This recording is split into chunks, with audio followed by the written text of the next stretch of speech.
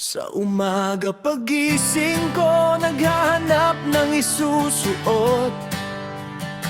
Pumunta ako sa kabinet, doon ko tinignan lahat. Mayroong tsinelas, mayroong sapatos, mayroong bota na kulay itim. Pero yung paborito ko, parang may kulang na tila. O ang aking sapatos na